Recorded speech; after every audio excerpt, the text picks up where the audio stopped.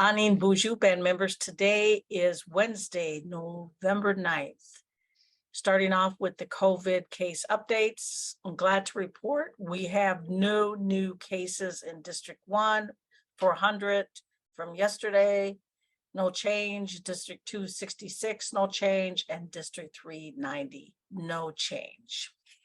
And as I always end this portion of my discussion, if you have the opportunity to schedule your booster or any of your shots, please do so, and a clinic is available for that.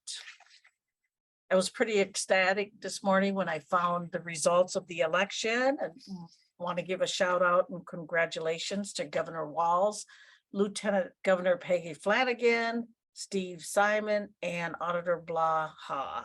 I'm glad that they made it back in. It's been a pleasure working with them the last 4 years and getting a lot of things accomplished for the Mille Band, Indian Country, and the state of Minnesota. And a side note for elections, for some of the ladies that know Susan Maston, who is the president of Women Empowering Women for Indian Nations, she put her hat in for the position of county supervisor in her county in California. I called her this morning, and she is 56 votes behind of the Republican candidate, and there are still over 200 ballots that need to be tallied. So I sent her our good wishes, and I hope that she's able to be successful.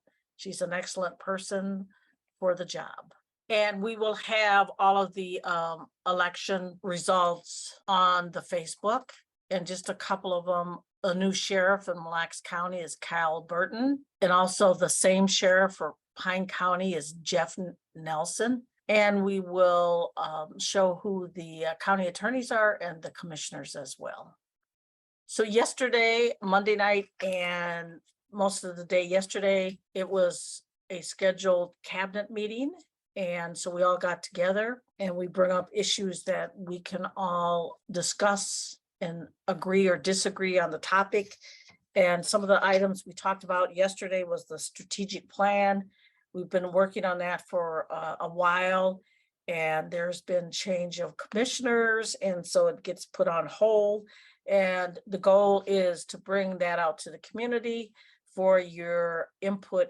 If you have any additional ideas about what would be a good topic for our strategic plan, we're going to ask you for that input.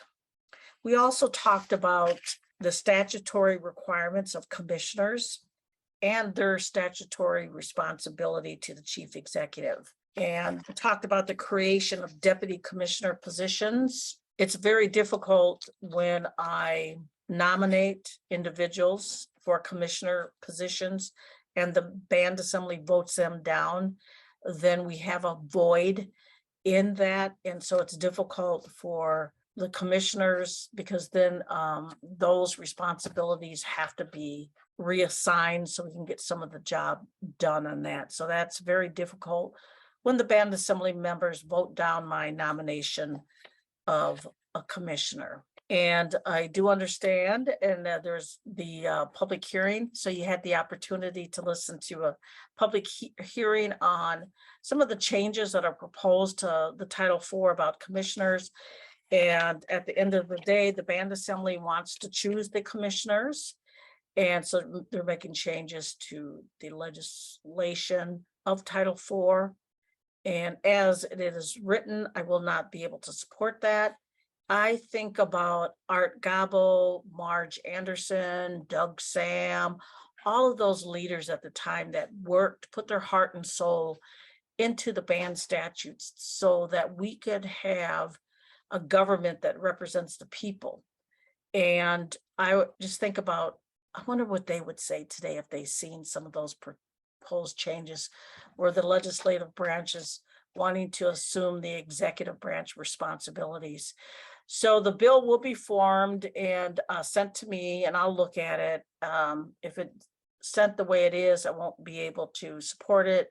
We'll go into compromise hearing, and hopefully I would like to meet with the band assembly members to even have discussion before the bill is passed at band assembly. I'm really appreciative of Secretary Treasurer Boyd for giving the people the opportunity to listen and comment. That is the best form of government, where you take the opportunity to learn, and if you have any recommendations, you have the ability to actually voice those. We also talked about how commissioners support the chief executive when there's government to government consultations. Each of the commissioners are subject matter experts in their area. And so it is their responsibility to make sure that they provide the adequate data so I can inform the state and the federal government in a positive way. We also had a speaker come in and talked about our role, our participation as a cabinet, and what that means, and how we can better communicate, better respect each other's opinions. And it was really good, so I appreciated that. As I mentioned yesterday, that Friday is Veterans Day recognition for the Mille Band. So all the government buildings, offices, and programs will be closed.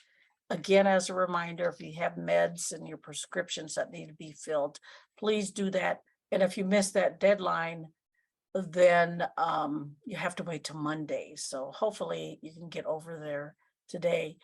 And there is a garage sale at the casino this morning. I went over at 9 a.m. thinking it was open, but it wasn't open till 10. So I had to leave and come back for another meeting that I'm involved in. I was appointed by Secretary Deb Holland to be one of the tribal members on the proposed, it's called the Progress Act Negotiating Rulemaking. And so there's all kinds of tribal representatives from across the United States. And we meet with the Department of Interior leadership about protocols on self-governance. So that's a very interesting and intense meeting when that occurs. With that, I think that's enough news for today. And I will talk to you soon. Miigwech.